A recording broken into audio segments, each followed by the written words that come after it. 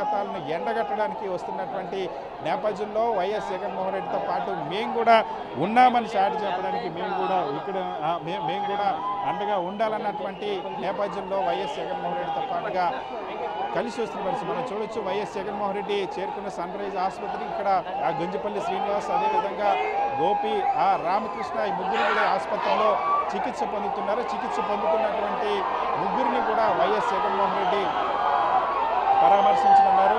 So YS Jaganmohan Reddy పరామర్శించి వాళ్ళకి ధైర్యం నింపడంతో పాటు ముఖ్యంగా వాళ్ళు చేస్తున్నట్టు వారి తరఫున అండగా నిలుస్తామని వైఎస్ఆర్ కాంగ్రెస్ పార్టీ అండగా నిలుస్తుందన్న అంశాన్ని చెప్పనున్నారు. సో వైఎస్ఆర్ కాంగ్రెస్ పార్టీ నాయకత్వం, వైఎస్ఆర్ కాంగ్రెస్ పార్టీ ఆ క్యాడర్కి ఏ విధంగా అండగా ఉంటుందో ఆ అంశాన్ని ముఖ్యంగా వైఎస్ చూడొచ్చు. మనం సన్ రైజ్ ఆసుపత్రి దగ్గరికి పెద్ద ఎత్తున కార్యకర్తలు చేరుకున్నటువంటి పరిస్థితి, ఆసుపత్రిలో కూడా వచ్చినటువంటి పరిస్థితి. పూర్తి స్థాయిలో ఇక్కడున్నటువంటి ఆ వైఎస్ఆర్ కాంగ్రెస్ పార్టీ ఆ శ్రేణులు ముఖ్యంగా రాష్ట్రంలో జరుగుతున్నటువంటి పరిణామాలన్నింటినీ కూడా వరుసగా మనం చూసినప్పుడు వైఎస్ఆర్ కాంగ్రెస్ పార్టీకి సంబంధించినటువంటి కలిసేందుకు వైఎస్ జగన్మోహన్ రెడ్డిని కలశాలను చేసి గుంజపల్లి శ్రీనివాసరావు, వైఎస్ఆర్ కాంగ్రెస్ పార్టీ నాయకుడు గుంజపల్లి శ్రీనివాసరావుని, అదేవిధంగా గోపి, రామకృష్ణ ముగ్గురు కూడా సన్ రైజ్ ఆసుపత్రిలో చికిత్స పొందుతున్నారు.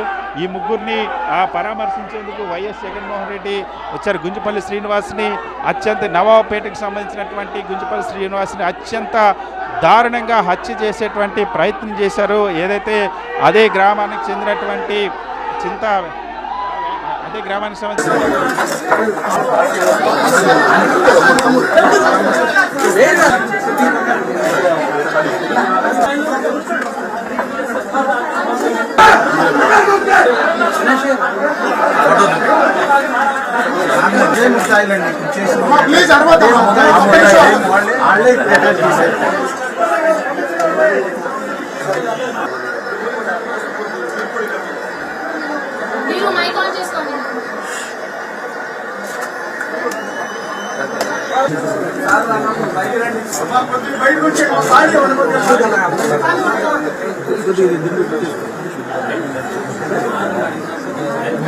సార్